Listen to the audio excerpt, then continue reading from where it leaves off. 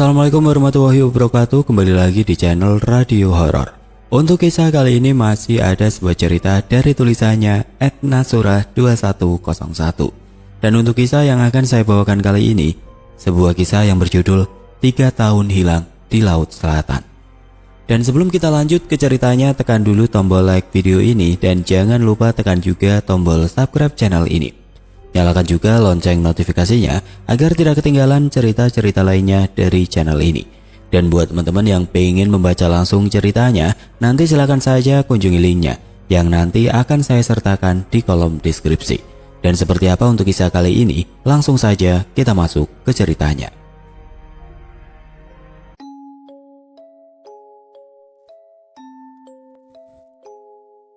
Disclaimer, mohon bijak menyikapi kisah ini. Karena kisah ini ditulis hanya untuk menghibur. Seluruh nama tokoh dan tempat kejadian kami samarkan untuk menjaga privasi narasumber dari cerita ini. Kisah ini terjadi 27 tahun yang lalu. Lapor komandan, seorang pemuda hilang terseret ombak di pantai selatan. Dirijo yang menjadi anggota tim SAR di wilayahnya memberi laporan kepada komandannya. Siap meluncur dengan segenap pasukan, balas komandan tegas. Tidak berselang lama beberapa orang anggota tim SAR telah diterjunkan untuk mencari pemuda yang hilang tersebut. Sehari sebelumnya, serombongan pemuda sedang asik bermain di pantai selatan. Samsi, Musoman, Trisno, Aris, dan Kamdun, serta Sudar. Nama terakhir adalah nama korban yang hilang terseret ombak. Suasana pantai agak sepi, hanya beberapa turis lokal saja yang terlihat. Hampir sore tetapi kelima pemuda itu masih asik bermain ombak. Pergi, minggir dar, teriak Trisno mengingatkan Sudar yang berdiri tidak jauh darinya. Sembari Trisno menyeret tangan Sudar yang masih saja bengong dengan tatapan kosong. Sekilas ia seperti sedang terpukau oleh sesuatu. Jika diamati dari jauh, orang akan mengira dia terpana oleh ombak yang sedang bergulung-gulung. Memang pemandangan pantai selatan selalu memanjakan dan membuat mata terpukau. Sayangnya tangan Sudar terlepas dari cengkraman Trisno karena memang licin. Tangan keduanya memang dalam keadaan basah. Tiba-tiba ombak besar menggulung Sudar dan Sudar lenyap seketika terbawa ombak yang kemudian menghilang. Trisno yang belum menyadari bahwa tangan Sudar terlepas terus berlari ke daratan. Sedangkan teman-teman yang lain yang berada di daratan tidak menyaksikan kejadian itu, sebab mereka sedang rebahan di pasir putih. Trisno yang kemudian menyadari bahwa sahabatnya tidak bersamanya langsung histeris. Itu Sudar, teriak Trisno ketakutan tergagap memanggil ketiga temannya yang lain. Ada apa? Tanya Samsi yang langsung berdiri lalu berlari tergopoh menghampiri Trisno. Disusul Musoman serta Aris. Ada apa Tris?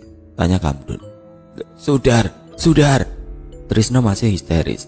Jari telunjuknya menunjuk ke arah laut, sedang sorot matanya tampak linglung. Sudar kenapa? Musoman bertanya dengan nada agak keras. Semua temannya sudah berdiri mengerumuninya, masih belum menyadari bahwa Sudar sudah hilang terbawa ombak. Sudar kegulung ombak tengah, jawab Trisno terbata. Semua temannya langsung lemas seketika, seolah tidak punya kekuatan. Mereka langsung jatuh bersimpu dengan kaki gemeteran tanpa bisa berkata-kata lagi. Semua diam bagaikan patung, membeku, merinding gemeteran, takut dan tidak tahu harus berbuat apa. Entah berapa lama mereka diam membeku saat sampai seseorang menegur mereka, membangunkan mereka dari kebekuan. Ada apa? Kenapa kalian? Tanya seorang bapak-bapak sambil menepuk pundak salah satu dari mereka. Mereka langsung histeris, menangis, sedih, diselimuti ketakutan langsung pecah. Menggema memenuhi pesisir yang memang sudah sepi. Teman saya terseret ombak, Pak, sahut Aris sambil menyeka air matanya. Sementara yang lain masih melongo menangis seperti anak kecil. Astagfirullah, innalillahi, sahut sang bapak tua, kaget bukan kepala. Ayo, kalian ikut aku, laporan ke keamanan. Bapak tua mengajak mereka untuk melapor kejadian, membantu membawa perbekalan mereka dan melaporkan kejadiannya. Kronologinya bagaimana? Tanya seorang petugas keamanan pantai. Kami datang berenam. Tadi 4 tiduran di pasir pantai dan saya sama Sudar berenang. Karena asik berenang, Kami tidak sadar bahwa kami berenang agak jauh ke tengah laut. Tapi saat menyadari bahwa kami berenang terlalu jauh, kami segera menepi, tidak terlalu jauh dari pantai. Saat kami asik bermain air, kami menyadari suara gemuruh pertanda bahwa ombak akan datang. Saya yang pertama kali menyadari bahwa sepertinya akan ada ombak yang lebih besar dari sebelumnya. Saya berdiri mematung menajamkan pendengaran. Sudar pun mengikuti apa yang saya lakukan. Akhirnya waktu itu hanya selutut. Kami bermain kembali saat kami yakin dugaan kami salah. Tapi tiba-tiba ombak datang tidak disangka. Saya yang menyadari duluan langsung berteriak meminta Sudar untuk berlari menjauh. Saat itulah saya menyadari bahwa Sudar sedang bengong. Saya kembali berteriak, tapi Sudar masih saja bengong, seolah tidak mendengar suara saya. Saya langsung menarik tangan Sudar dan menyeretnya membawa Sudar berlari ke daratan. Entahlah, saya begitu yakin bahwa saya masih terus menggenggam tangannya hingga saya sampai ke daratan. Tapi kemudian saya menyadari bahwa Sudar tidak bersama saya. Rupanya ombak besar telah menyapu tubuh Sudar. Saya langsung histeris memanggil teman-teman saya yang sedang rebahan di pasir pantai. Trisno menceritakan kronologi kejadian yang menimpa dirinya dan Sudar. Suaranya parau menahan duka yang mendalam. Saat itu juga keamanan pantai segera mengerahkan semua anggotanya untuk mencari Sudar, tapi nihil. Sudar tidak ditemukan. Akhirnya melaporkan kejadian ini kepada polisi dan polisi mengirim tim SAR untuk membantu pencarian. Mereka menyusur tiap sudut pantai, juga menggunakan kapal untuk menyusur ke lautan di sepanjang pantai. Tapi hasilnya tetap nihil. Malam itu pencarian dihentikan setelah beberapa jam mencari, tapi tidak ditemukan. Selain itu, karena memang sudah sangat larut malam, anak-anak itu akhirnya diantar ke rumah masing-masing oleh petugas keamanan. Polisi yang mengabari keluarga sudah bersama Trisno. Orang tua Sudar tampak mengerutkan kening saat Trisno datang larut malam bersama polisi. Apalagi saat melihat Trisno yang tampak pucat. Perasaan kedua orang tua Sudar sudah tidak nyaman. Monggo pinara pak, sambut ayah Sudar menyambut tamunya. Iya pak, jawab pak polisi, lalu bergegas masuk rumah diikuti Trisno. Mereka bersalaman satu sama lain, kemudian duduk setelah dipersilakan duduk di ruang tamu. Bune, tolong kopi 3, ada tamu ini, ucap ayah Sudar setengah berteriak kepada istrinya. Nggih pak, segera saya siapkan, jawab sang istri dari dalam kelambu. Beberapa saat kemudian ibu Sudar tampak membawa nampan berisi kopi 3 gelas bersama makanan ringan. Oh, nak Trisno toh. Loh, lah Sudar mana? Kok nggak bareng pulang sama nak Trisno? Tanya sang ibu sumringah menyambut tamunya. Tapi raut mukanya langsung berubah saat menatap sorot mata Trisno yang berduka. Ada luka dan duka yang dalam menyelimuti sorot mata Trisno yang berkabut. Trisno tidak mampu berkata apa-apa. Ia hanya menatap mata ibu Sudar dengan tatapan yang susah diartikan. Membeku untuk beberapa saat, lalu kembali menunduk. Ibu seolah sudah mampu membaca gelagat bahasa tubuh dari Trisno, apalagi saat matanya beralih pada laki-laki berseragam polisi yang tidak dikenalnya. Tubuh ibu Sudar langsung membeku. Firasat buruk seolah tiba-tiba mengoar, menyelimuti nalarnya. Suaminya, ayah Sudar, yang menyadari istrinya membeku, ia langsung berdiri dan mengambil nampan dari tangan istrinya, lalu menyuguhkan kopi dan makanan ringan kepada tamunya.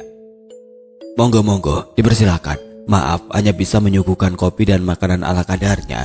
Maklum di kampung dan jauh dari pasar, ucap ayah Sudar berbahasa basi. Nggih pak, matur suwun sanget. Mohon maaf bapak ibu, ini malah jadi ngerepoti, balas pak polisi. Enggak pak, cuma air kok, sama sekali nggak ngerepoti, balas ayah Sudar. Sini toh bune, tamunya disalami dan dipersilakan, jangan berdiri saja di situ, tegur ayah Trisno yang menyaksikan istrinya masih mematuk. Seorang ibu memang pikirannya lebih peka, apalagi ini menyangkut anaknya. Ibu Sudar seolah telah tahu bahwa anaknya sedang tidak baik-baik saja. Sementara Trisno masih menunduk dalam. Ia seolah tidak berani mengangkat dagu, takut menatap mata orang tua Sudar. Ia tidak bisa membayangkan reaksi seperti apa yang akan dia hadapi saat kedua orang tua Sudar mengetahui bahwa anaknya sudah hilang. Akhirnya ibu Sudar perlahan mendekat. Ia menyalami pak polisi dan Trisno, lalu duduk di samping suaminya. Sorot matanya penuh tanya. Akhirnya ayah Sudar menyeruput kopinya dan mempersilahkan tamunya untuk meminum kopinya. Pak polisi akhirnya menyeruput kopinya diikuti Trisno. Begini Pak, Bu, maksud kedatangan kami kemari untuk mengabarkan bahwa anak bapak dan ibu saudara Sudar. Sudar kenapa Pak? Kalimat Pak polisi menggantung karena dipotong oleh ibu Sudar yang tampak tidak sabar. Sudar hilang Bu, jawab Trisno pelan. Ia hanya sebentar mengangkat dagu lalu kembali menunduk. Hilang piye maksudmu leh? Tanya ayah Sudar bingung. Saudara Sudar terbawa ombak saat saudara Sudar dan saudara Trisno bermain air di pantai. Ujar Pak polisi menjelaskan lebih lanjut. Ayah Sudar langsung lemas, tampak duka yang dalam disorot matanya. Bibirnya tidak berucap sepatah kata pun. Orang tua ini matanya menerawang jauh, seolah sedang mengembara, mengenang segala memori tentang anak semata wayangnya. Berbeda dengan sang ayah, sang ibu langsung histeris, tangisnya pecah. Ia menangis hingga bahunya terguncang. Kami sudah melakukan pencarian hingga malam ini. Bahkan tim SAR juga kami turunkan, tapi kami belum bisa menemukan saudara Sudar hingga saat ini. Pak polisi kembali menjelaskan. Untuk malam ini pencarian kami hentikan karena sudah larut. Ombak juga semakin tinggi. Kami khawatir justru keselamatan para pencari akan menjadi taruhan jika pencarian kami paksakan untuk diteruskan. Akhirnya kami putuskan untuk menghentikan pencarian sementara waktu untuk malam ini dan akan kami lanjutkan besok pagi Pak. Panjang lebar Pak polisi menjelaskan situasi terupdate dari usaha pencarian yang dilakukan tim SAR dibantu para anggota keamanan dan warga terdekat yang kebetulan tinggal dan berjualan di sekitar pantai. Bagaimana ceritanya anak kami bisa hilang Pak? Tanya bapaknya Sudar kemudian. Tampak duka yang dalam di bola matanya. Kok dadaku rasanya hampa ya? Apa anakku sudah nggak ada? Jadi begini Pak, saudara-saudara dan saudara Trisno sedang berenang di pantai. Saking asiknya bermain, mereka berdua berenang agak jauh ke dalam lautan. Tapi kemudian saudara Sudar dan saudara Trisno menyadari hal ini, lalu kembali menepi dan bermain air tidak jauh dari pantai. Saat ombak datang, saudara Sudar sempat terpaku. Saudara Trisno kemudian meneriakinya agar berlari menjauh. Karena seolah tidak mendengar, akhirnya saudara Trisno menyeret tangan saudara Sudar. Tapi saat saudara Trisno sampai ke daratan, baru menyadari bahwa saudara Sudar tidak bersamanya. Maka saat itulah ia menyadari bahwa saudara Sudar telah terbawa ombak. Panjang lebar Pak polisi menjelaskan. Tampak ayah Sudar mendengarkan dengan seksama setiap detail yang disampaikan oleh Pak polisi. Ibu Sudar masih tampak terisak di samping suaminya. Sedang Trisno masih menunduk. Anak-anak yang baru beranjak remaja ini masih tampak syok dan terguncang. Tubuhnya menggigil dan tampak ringkih. Kami sudah menyampaikan apa yang mesti kami sampaikan. Semoga Bapak dan Ibu diberi hati yang lapang. Mohon yang sabar ya Pak, Bu. Mohon terus berdoa. Kami akan mengusahakan yang terbaik agar saudara Sudar segera ditemukan. Ucap Pak polisi kemudian. Iya Pak, jawab ayah Sudar singkat. Karena malam semakin larut, kami mohon diri. Kami mohon maaf jika ada salah kata. Lanjut Pak polisi. Kemudian langsung berdiri diikuti Trisno, lalu menyalami kedua orang tua Sudar. Trisno saat menyalami ayah Sudar, dia langsung memeluk ayah Sudar dan tangisnya pecah. Ia menangis sejadi-jadinya. Mereka memang dekat. Karena Trisno sering tidur di rumah Sudar, begitupun sebaliknya. Saat tangis Trisno reda, akhirnya mereka meninggalkan rumah Sudar. Trisno diantar pulang ke rumahnya oleh Pak polisi. Pak polisi hanya berbasa-basi sebentar di depan pintu rumah Trisno dengan ayah Trisno. Setelah menjelaskan apa yang terjadi, Pak polisi lalu berpamitan. Trisno tampak masih terguncang. Ayahnya memintanya untuk mandi dan makan, lalu beristirahat. Ditungguinya anaknya untuk makan. Bapak paham apa yang kau rasakan nak, tapi kamu harus tetap makan, ucap sang ayah sambil menaruh teh hangat di meja makan. Trisno tampak malas memasukkan makanan ke mulutnya. Tapi saat menyaksikan luka di sorot mata ayahnya, ia pun makan dengan lahapnya, meski sesungguhnya ia tidak ingin makan. Begitupun teh hangat yang diberikan sang ayah, ia minum. Trisno tidak ingin membuat ayahnya bersedih. Demi mendengar anak dan ayah ribut-ribut di meja makan, sang ibu yang sudah tidur pun terbangun, lalu menghampiri keduanya di meja makan. Saat hendak bertanya sesuatu, ayah Trisno langsung memberi isyarat kepada istrinya agar tidak berucap apapun. Ayah Trisno meletakkan jari telunjuk di depan bibir, Sang ibu mendekat lalu mengelus rambut putranya. Trisno langsung memeluk ibunya dan tangisnya kembali pecah. Maklum, meski sudah beranjak remaja, kadang Trisno masih seperti anak kecil di depan orang tuanya. Ibunya memeluk Trisno sambil terus berusaha menenangkan Trisno. Beberapa kali ayah dan ibu Trisno tampak nyuwuk ubun-ubun putranya. Saat Trisno telah menjadi tenang, kedua orang tua itu membimbing anaknya masuk kamar. Ditungguinya Trisno hingga tertidur. Ayah Trisno meninabubukan Trisno sebagai anak kecil. Dia nembang lagu Jawa dengan irama khas yang jika diresapi adalah doa dan permohonan untuk keselamatan anaknya. Saat Trisno sudah tertidur, orang tuanya meninggalkan di kamarnya. Tapi belum lagi mereka masuk kamar, mereka sendiri. Tiba-tiba Trisno berteriak histeris. Keduanya langsung berbalik ke kamar Trisno. Trisno tampak menggigil sambil meracau tidak jelas. Jangan, ini bukan salahku. Kedua orang tua itu saling pandang. Ibunya meletakkan telapak tangannya di kening Trisno. Panas sekali, Pak, ucap sang ibu panik. Ayahnya tampak mendekat lalu melakukan hal yang sama, yaitu meletakkan kedua tangan di kening Trisno. Iya, Bu, kau benar, panas sekali tubuhnya, ucap ayah Trisno. Tanpa dikomando, istrinya berlari ke dapur lalu kembali dengan mangkok berisi air dan handuk, lalu mengulurkan kepala ayah Trisno. Kemudian sang ayah mulai mengompres kening Trisno. Hampir semalam ayah dan ibu Trisno menunggui anaknya sambil terus bergantian mengompres anaknya. Panas badan Trisno tidak pernah stabil. Sebentar dingin tapi sebentar kemudian berubah. Panasnya kembali tinggi. Anak itu terus mengigau gak jelas hingga azan subuh berkumandang. Sesaat setelah azan subuh berkumandang, Trisno baru bisa tenang. Ia tampak tertidur pulas bahkan tidak lagi mengigau. Ibu dan ayahnya tampak lega. Lalu bergantian menunaikan ibadah sholat subuh. Namun saat ayahnya baru saja menyelesaikan sholat subuh, tiba-tiba tubuh Trisno kejang-kejang. Ibunya yang terkantuk-kantuk di tepi ranjang langsung histeris memanggil suaminya saat menyadari Trisno kejang-kejang. Pak Nek, anakmu Pak Nek, teriak sang ibu. Ayah Trisno langsung menghambur begitu mendengar teriakan istrinya. Matanya terbelalak melotot tidak percaya saat menyaksikan anaknya kejang-kejang. Tanpa pikir panjang, ia langsung menggendong tubuh anaknya. Ayo Bude, kita bawa ke rumah Pak Mantri saja anak kita, ucapnya sambil membopong tubuh Trisno. Ayah Trisno setengah berlari keluar dari kamar Trisno, lalu keluar rumah. Kemudian membaringkan tubuh Trisno yang masih kejang-kejang di bale-bale di emperan rumah. Kemudian ayah Trisno berlari ke samping dapur dan mengeluarkan gerobak dari kandang kayu dari emperan samping dapur. Lalu Trisno ia gendong di punggungnya. Dengan dibantu istrinya, lalu dibaringkan di atas gerobak. Tanpa banyak babi bu, ayah Trisno mendorong gerobak itu, sedang istrinya tergopoh-gopoh mengekor di belakangnya. Saat mencapai jalan menanjak, kedua suami istri itu bahu-membahu mendorong gerobak agar tidak jatuh. Tergesa ayah Trisno terus mendorong gerobaknya. Ia tidak memperdulikan rasa lelah yang mendera. Peluhnya bercucuran, bagai hujan membasahi tubuhnya. Sementara gerobak meluncur perlahan, mulai jauh meninggalkan rumah menuju rumah Pak Mantri.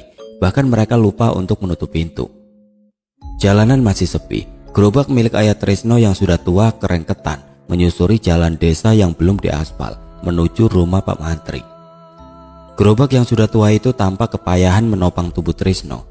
Ada beberapa ibu-ibu yang sedang menyapu halaman tampak menatap mereka bertiga keheranan. Si Trisno kenapa ya? Kok sepertinya dia sakit ya? Batin salah satu ibu-ibu keheranan. Ibu-ibu itu berlari mendekat hendak menanyakan keadaannya Trisno, tapi mereka keburu menjauh meninggalkan jalan di depan rumahnya. Setelah gerobak kerengketan menyusuri jalan desa yang berbatu, akhirnya Pak Trisno, istri dan anaknya sampai di rumah Pak Mantri. Mereka disambut dengan tergopoh-gopoh oleh Pak Mantri yang baru saja membuka pintu rumahnya. Pak Mantri juga tampak membawa sapu lidi hendak menyapu halaman. Mereka digelandang masuk rumah. Setelah diperiksa, Trisno diberi suntikan. Setelah obat bekerja, Trisno tampak tenang tapi ia belum juga siuman. Apa yang sebenarnya terjadi Pak? Bu, kok Trisno bisa seperti ini? Tanya Pak Mantri lembut. Lalu ayah Trisno menceritakan semua kejadian yang menimpa anaknya. Sesaat setelah ayah Trisno menceritakan kronologi kejadian yang menimpa anak dan teman-temannya, televisi di ruang itu menyiarkan berita tentang hilangnya Sudar di pantai selatan saat sedang bermain bersama Trisno dan teman-temannya. Mereka semua langsung membeku. terpaku menyaksikan berita di televisi.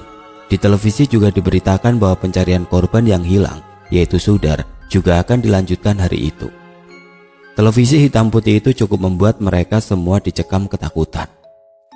Akhirnya Trisno dirawat di rumah Pak Mantri. Ibunya yang menunggui karena ayahnya baru ingat bahwa mereka lupa menutup pintu rumah. Selain itu, untuk membawa baju ganti dan keperluan lainnya, ayah Trisno juga harus menutup pintu. Ia bergegas pulang saat itu juga setelah berpamitan pada Pak Mantri. Teman-teman Trisno yang kemarin ke pantai bersama datang menjenguknya hari itu. Tapi hingga malam tiba, Trisno belum juga siuman. Akhirnya Pak Mantri menyarankan untuk membawa Trisno ke rumah sakit. Orang tua Trisno pun mengikuti saran dari Pak Mantri dan malam itu juga membawa anaknya ke rumah sakit dibantu Pak Mantri. Dengan menggunakan mobil dinas milik Pak Mantri, Trisno dibawa ke rumah sakit. Mobil dinas itu juga tampak usang. Besokan harinya dua temannya juga datang ke rumah sakit, sementara dua lainnya pergi ke pantai untuk memantau pencarian Sudar hari itu. Mereka berjanji untuk saling memberi kabar. Hingga hari ketiga, Trisno belum juga sadar. Begitupun tim SAR bersama petugas keamanan pantai serta warga setempat yang sibuk mencari Sudar juga tidak membuahkan hasil. Pencarian juga dihentikan sementara untuk kemudian dilanjutkan di hari keempat. Hari keempat berlalu, begitupun hari kelima dan keenam nihil, seolah kerja keras mereka hanya sia-sia. Sementara di rumah sakit, dokter juga melakukan berbagai upaya untuk menyadarkan Trisno. Dari hasil lab dan kondisi pasien semua baik-baik saja. Akhirnya ayah Trisno memutuskan untuk meminta tolong orang pintar yang sekaligus kiai di daerah itu. Setelah memeriksa keadaan Trisno, Pak Kiai tampak melakukan ritual khusus. Ia meminta semua orang keluar dari ruangan kecuali ayah dan ibu Trisno. Setelah ritual selesai, Pak Kiai tampak menghela nafas berat. "Saya mohon maaf, penglihatan batin saya tidak mampu mendeteksi keberadaan Trisno, seolah tertutup dengan tenaga yang sangat besar, hingga saya tidak dapat menembus kabut hitam dan tebal yang menutupi jalan saat saya meraga sukma. Saya sudah berusaha sekuat tenaga, tapi saya selalu terpental dan kembali ke tempat ini," ujarnya menjelaskan. Ayah dan ibu Trisno hanya mampu membeku. "Ibu, sepertinya hanya panjenengan yang bisa menolong Trisno, karena panjenengan adalah ibunya," lanjut Pak Kiai kemudian. "Maksud Pak Kiai gimana?" tanya ibu Trisno kemudian. Pak Kiai menghela nafas berat. "Sepertinya Trisno tahu di mana keberadaan Sudar dan sukmanya, berusaha membawanya pulang. Dan kekuatan yang sangat besar menghalangi saya untuk membawa Sudar kembali," jawab Pak Kiai. "Jika ada yang bisa saya lakukan, saya mohon petunjuk Pak Kiai," ujar sang ibu penuh harap. "Apa ibu yakin?" tanya Pak Kiai ragu-ragu. "Saya yakin Pak Kiai. Dia anak saya satu-satunya. Saya akan melakukan apapun demi membawa anak saya kembali," ujar sang ibu berusaha meyakinkan Pak Kiai. "Baiklah kalau begitu," jawab Pak Kiai. "Pak, saya memerlukan pupus daun pisang emas dan sapu gerang," ucap Pak Kiai kemudian. Ucapannya ditunjukkan kepada ayah Trisno. Sapu gerang adalah sapu lidi yang sudah lama dipakai hingga batang lidinya menjadi pendek dan tampak usang. "Baik Pak," jawab ayah Trisno sebagai pertanda kesanggupan atas permintaan Pak Kiai. "Oh ya Pak, sepertinya kita tidak bisa melakukan ritual ini di sini. Kita mesti bawa Trisno pulang," ujar Pak Kiai selanjutnya. "Tapi bagaimana kita menyampaikan ke dokter Pak?" jawab ayah Trisno bingung. "Biar saya saja yang bicara sama dokter.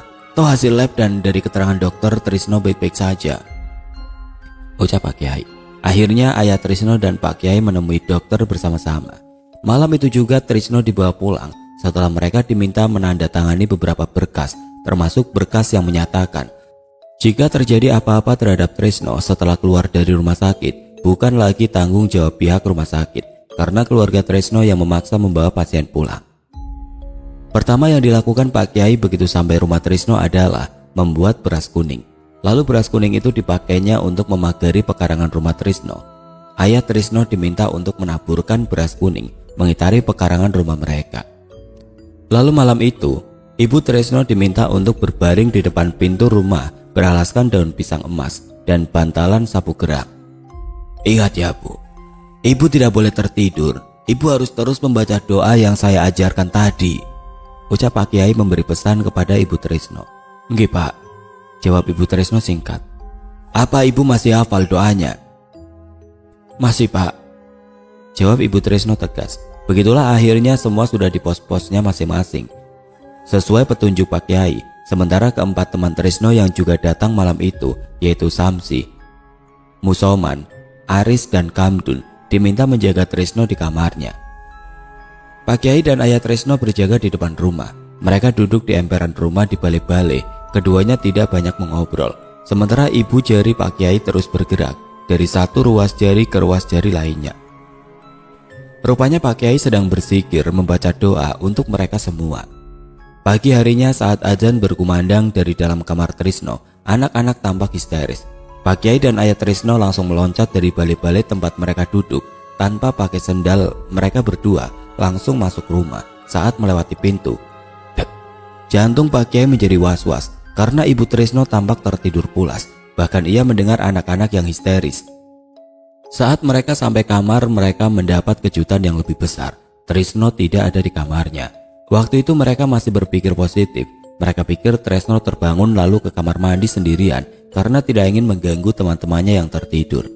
Namun saat semua tempat di rumah itu sudah mereka periksa, hasilnya nihil. Trisno tidak ada dimanapun. Ada hal lain yang tidak mereka sadari. Saat mereka sibuk mencari Trisno, ibunya Trisno tiba-tiba bangkit. Tubuhnya mirip mayat ketimbang manusia, tatapannya kosong. Ia kemudian berjalan meninggalkan pekarangan rumah dan berjalan menuju pantai selatan. Kakinya nyeker tanpa alas kaki. Ia berpapasan dengan beberapa ibu-ibu dan warga setempat yang mengenalnya, yang sebagian sedang berangkat ke masjid untuk jamaah sholat subuh. Ada juga yang sedang berangkat ke pasar. Tapi saat ibu-ibu menyapanya, Ibu Trisno tidak menjawab. Ia terus saja lurus. Kenapa ya? Ibunya Trisno kok nggak menjawab sapaanku? Batin si ibu bingung. Aku punya salah apa ya? Ia menatap Ibu Trisno dengan tatapan penuh tanda tanya. Lah, itu nggak pakai sendal pagi-pagi mau kemana ya? Batinnya lagi masih menatap punggung Ibu Trisno yang berjalan menjauh hingga akhirnya hilang di antara kabut pagi. Kampung tempat tinggal Trisno memang masih berkabut kalau pagi. Si ibu akhirnya bergegas pergi ke masjid saat mendengar suara iqomat dari masjid, menyisakan tanda tanya di dalam dadanya. Setelah muter-muter mencari Trisno dan ibunya yang tiba-tiba lenyap, akhirnya Pak Kiai, Ayah Trisno dan teman-temannya memutuskan untuk sholat subuh terlebih dahulu sebelum akhirnya melanjutkan pencarian. Hari itu adalah tepat di hari ke-7 Sudar hilang. Kini Trisno dan ibunya juga tiba-tiba menghilang. Setelah menunaikan kewajiban sholat subuh, mereka mulai mencari Trisno dan ibunya ke sudut-sudut kampung. Dari keterangan ibu-ibu yang berpapasan dengan Ibu Trisno, akhirnya mereka mengarahkan pencarian ke arah pantai selatan. Namun hingga tengah hari, mereka tidak menemukan mereka berdua. Baik Trisno maupun ibunya tidak ditemukan. Padahal mereka mencari dibantu warga setempat yang bersimpati ketika mendengar cerita bahwa Trisno dan ibunya juga ikut hilang. Sementara tim SAR dibantu oleh tim keamanan laut dan warga setempat masih mencari Sudar hingga hari itu. Banyak sekali kapal dikerahkan ke tengah lautan, sekitaran pantai tempat Sudar dan teman-temannya bermain. Hingga malam tiba, mereka tidak menemukan Sudar. Akhirnya mereka memutuskan untuk menghentikan pencarian. Sebuah kapal yang terapung di tengah laut milik salah satu warga yang ikut membantu mencari Sudar tiba-tiba menangkap sebuah gerakan yang tidak lazim saat mereka hendak menepi. Posisinya tidak terlalu jauh dari pantai tempat Sudar digulung ombak. Pemilik perahu memekik memberi perintah, "Arahkan senter kalian ke sana." Pekiknya memberi perintah kepada teman-temannya sambil ia sendiri mengarahkan senternya ke satu arah yang ia curigai ada gerakan yang mencurigakan. Akhirnya teman-temannya tanpa diperintah 2 kali langsung mengarahkan senternya ke arah yang sama. Alhasil ternyata benar. Ada seseorang yang hampir tenggelam sedang berusaha berenang ke tepian. Mereka pun tanpa dikomando langsung meloncat ke air. Mereka berhasil menolong orang yang hampir tenggelam lalu membawanya naik ke kapal. Betapa terkejutnya mereka saat menyadari siapa yang dibawa ke kapal. Ternyata itu adalah Trisno dan ibunya. Mereka mengenali Trisno karena mereka melihat foto Trisno yang berseliweran di berita. Nama Trisno selalu dikait-kaitan dengan menghilangnya Sudar. Keduanya berhasil disadarkan oleh bapak-bapak tersebut setelah banyak sekali air yang keluar dari mulut mereka. Mereka berdua pun sadar. Trisno masih tampak linglung, bahkan Trisno belum mengenali ibunya. Sementara ibu Trisno menangis meraung-raung sambil memeluk Trisno. Bapak-bapak yang ada di kapal itu hanya bisa menepuk dada, menatap kepada ibu dan anak tersebut dengan sorot mata terenyuh. Akhirnya, mereka berhasil mencapai daratan dengan selamat. Trisno dan ibunya diantar oleh bapak-bapak tersebut hingga sampai rumah. Ayah Trisno, Pak Kiai dan teman-teman Trisno serta warga sekitar rumah Trisno yang sudah berputus asa. Karena mereka mengira Trisno dan ibunya sudah ikut menghilang bersama Sudar, dikagetkan dengan pulangnya Trisno dan ibunya yang diantar oleh bapak-bapak dari kampung sebelah. Dengan tangis penuh sukacita, Trisno disambut oleh ayah, Pak Kiai, teman-teman serta warga yang masih berkumpul di rumah Trisno.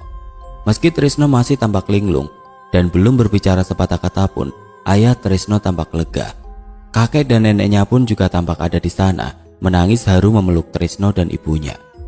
Atas saran warga dan dengan persetujuan Pak Kiai, akhirnya malam itu dilakukan acara doa dan selamatan sebagai tasyukuran bahwa Trisno dan ibunya telah kembali dengan selamat. Berbeda di rumah Trisno, berbeda pula di rumah Sudar. Saat mendapat kabar bahwa pencarian Sudar sudah dihentikan karena tidak membuahkan hasil, maka malam itu juga di rumah Sudar diadakan tahlilan dan selamatan atas meninggalnya Sudar. Acara tahlilan digelar hingga 7 hari berikutnya, kemudian dilanjutkan di hari ke-40, 100 hari, setahun, dan 2 tahun, serta 1000 harinya Sudar. Setelah acara doa malam itu, Trisno berangsur membaik. Meski jarang sekali berbicara, dari mulai malam kedua acara tahlilan di rumah Sudar, Trisno tidak pernah absen. Dia hanya menjawab seperlunya saat ditanya, tapi ia akan langsung bungkam saat ditanya tentang Sudar, dan ia pergi kemana saat ia menghilang di malam itu. Saat acara ritual dilakukan malam itu, di mana ibunya diminta tidur beralaskan daun pisang emas dan berbantal sapu gerang. Dari keterangan Ibu Trisno malam itu, Ibu Trisno memang sempat tertidur. Katanya ia terbangun saat mendengar suara azan subuh. Saat ia berdiri dan hendak ke kamar mandi untuk mengambil air wudhu, ia melihat Trisno berjalan meninggalkan halaman rumah. Sang ibu berteriak memanggil putranya, tapi anehnya tidak keluar suara. Akhirnya ia memilih mengikuti putranya. Ia juga bercerita bahwa sesungguhnya ia tahu saat para ibu-ibu menyapanya, tapi karena tidak ingin kehilangan jejak putranya, ia pun tidak memperdulikan sapaan orang-orang. Ia terus saja berjalan mengikuti Trisno. Tidak sekalipun pandangannya beralih dari Trisno. Berkali-kali ia berusaha berteriak, tapi lagi dan lagi tidak keluar suara. Ia terus berusaha memangkas jarak antara dirinya dan Trisno, tapi selalunya saat hampir sampai ke tubuh Trisno, tahu-tahu Trisno sudah menjauh. Ibu Trisno juga bingung kenapa bisa demikian. Hingga akhirnya ujung perjalanan mereka berakhir di pantai selatan. Trisno terus lurus saja masuk ke dalam air. Ibunya sekuat tenaga berlari hingga berhasil meraih tubuh putranya. Saat itulah tubuh keduanya tergulung ombak. Ibu Trisno hanya bisa pasrah ikut kemanapun ombak membawanya. Satu hal yang tidak ia lepaskan adalah pelukannya kepada Trisno. Entah berapa banyak air yang masuk ke mulutnya, tapi ia tidak memperdulikannya. Yang ia tahu, waktu itu sang ibu hanya ingin terus memeluk putranya erat-erat. Pada saat ia hampir benar-benar kehilangan kesadaran, Ibu Trisno merasakan banyak sekali tangan kekar meraih tubuhnya dan tubuh putranya, lalu dibawa naik ke permukaan air. Lalu semua menjadi gelap dan Ibu Trisno tidak ingat apa-apa lagi. Saat ia tersadar, ia sudah berada di atas kapal bersama bapak-bapak yang tidak dikenalnya. Yang kemudian ia ketahui bahwa merekalah yang telah menolongnya keluar dari dalam air. Keluarga Sudar tampaknya sudah pasrah dengan nasib Sudar. Meski mereka sangat berduka, tapi mereka memilih untuk memasrahkan semua kepada Tuhan Yang Maha Esa. Trisno dan teman-temannya terus memberi dukungan moral kepada ayah ibu Sudar. Bahkan mereka tidur di rumah Sudar hingga acara tahlilan 7 hari Sudar selesai digelar. Keadaan Trisno terus membaik, tapi ia berubah menjadi sangat pendiam dan jarang sekali tersenyum apalagi tertawa. Dia tetap sekolah dan belajar mengaji seperti biasa bersama teman-temannya. Mereka juga masih bermain seperti remaja pada umumnya. Tapi anak-anak itu hampir tidak pernah datang ke pantai selatan untuk bermain. Jikalau mereka ke pantai selatan pasti bersama orang tua Sudar, yaitu untuk menaburkan bunga dan berdoa untuk Sudar. Tanpa terasa 3 tahun telah berlalu. Anak-anak itu sudah lulus sekolah menengah pertama dan hendak melanjutkan sekolah ke sekolah menengah atas. Acara tahlilan 1000 harinya Sudar baru saja selesai digelar. Anak-anak itu masih membantu orang tua Sudar merapikan tempat setelah acara tahlilan selesai. Beberapa kerabat dekat dan orang tua anak-anak itu juga masih belum meninggalkan rumah orang tua Sudar. Sejak Sudar hilang, mereka menjadi dekat seperti keluarga. Itu semua mereka lakukan karena rasa simpati dan mendalam serta dukungan moral kepada orang tua Sudar. Suasana yang tadinya riuh tiba-tiba hening. Orang-orang yang tadinya mengobrol riuh rendah bercengkrama, tiba-tiba dia membeku saat mata mereka menatap sosok Sudar sedang berjalan melewati mereka semua. Ia terus lurus masuk rumah lalu tanpa bicara sepatah kata pun menghampiri orang tuanya. "Mak, aku pulang," ucap Sudar saat ia sudah berada di depan ibunya. Ibunya tampak membeku beberapa saat. Memandangi putranya dari ujung rambut sampai ujung kaki, tidak berkedip, bagai melihat hantu. Mulutnya langsung bungkam. Begitu kerabat dekat yang sedang bercengkrama dengannya juga langsung bungkam. "Ini aku, Mak. Aku bukan hantu. Lihatlah, Mak. Kakiku masih menapak," ucap Sudar lagi yang mulai histeris. Emaknya akhirnya menyadari bahwa itu memang Sudar, juga langsung histeris dan memeluk Sudar. Banjir air mata pun tidak terbendung bagai banjir bandang. Tidak ada satupun yang tidak menangis malam itu, antara senang, haru dan juga tidak percaya. Malam itu mereka tidak tidur, mendengarkan kisah Sudar hingga pagi. Singkatnya kisah Sudar kurang lebih seperti ini. Dia dibawa masuk ke dalam kerajaan Pantai Selatan. Dia berada di sana selama 1 bulan. Ia berkeliling dari satu desa ke desa lainnya di wilayah kerajaan Pantai Selatan, menyaksikan berbagai macam bentuk manusia yang sibuk bekerja dan menjadi budak di sana. Di sana Sudar tidak pernah bertemu malam hingga ia tidak pernah tidur. Tapi dengan sendirinya ia tahu karena jam tangan di tangannya masih berputar dan berfungsi dengan baik. Sudar menandainya setiap 24 jam. Oleh karena itu, Sudar begitu yakin bahwa ia berada di sana hanya selama 1 bulan. Satu hal yang membuat Sudar bisa kembali karena selama di sana Sudar tidak pernah menyantap makanan yang disajikan. Ia sadar sepenuhnya bahwa ia tidak berada di alamnya. Entah bagaimana ia bisa bertahan, tapi selalunya Sudar menolak setiap makanan yang disajikan. Seharum apapun bau makanan itu tidak pernah mampu meruntuhkan keteguhan hatinya. Sudar selalu menolak makanan itu dengan halus, dengan alasan bahwa ia belum lapar. Akhirnya Sudar diantar pulang setelah dibawa keliling ke seluruh negeri, dan ternyata di dunia manusia itu sudah 3 tahun. Dalam 3 hari setelah Sudar kembali, masih tidak tampak keanehan. Sudar selalu menjawab pertanyaan orang-orang dan menceritakan apa yang dialaminya selama di sana. Namun setelah 3 hari Sudar langsung bungkam. Ia tidak lagi mau menjawab pertanyaan orang-orang. Sejak saat itu, orang-orang hampir tidak pernah mendengar suara Sudar lagi.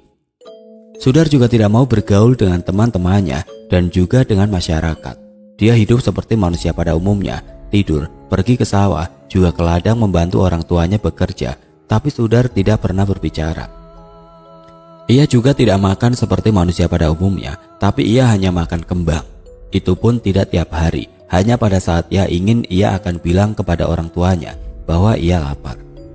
Kadang seminggu sekali, kadang juga sebulan 2 kali, kadang hanya tiap selapanan. 40 hari sekali. Beruntung Sudar memiliki keluarga dan lingkungan yang sangat memahami keadaannya, sekaligus menyayanginya. Tidak ada yang berusaha mengusiknya. Mereka membiarkan Sudar hidup seperti apa adanya Sudar. Mereka saling menghargai dan menghormati batasan masing-masing. Orang tuanya lagi dan lagi menerima itu semua sebagai ketetapan yang maha kuasa yang patut mereka syukuri.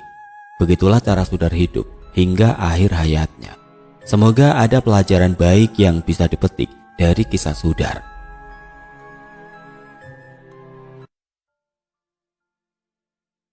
Oke teman-teman, sekian untuk kisah kali ini. Bagaimana menurut kalian tentang kisah ini? Tulis komentar kalian di kolom komentar. Dan buat teman-teman yang baru bergabung, jangan lupa untuk like, komen, share, serta subscribe channel ini. Dan nantikan kisah-kisah horor berikutnya tetap di channel Radio Horor.